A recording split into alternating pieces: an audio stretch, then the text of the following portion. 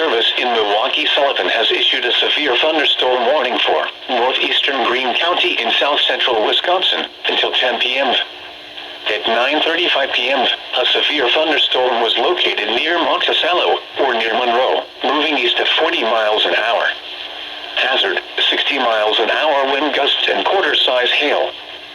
Source, radar indicated. Impact, hail damage to vehicles is expected. Expect wind damage to roofs, siding, and trees. Locations impacted include Brodhead, Monticello, Albany, and Attica. For your protection, move to an interior room on the lowest floor of a building.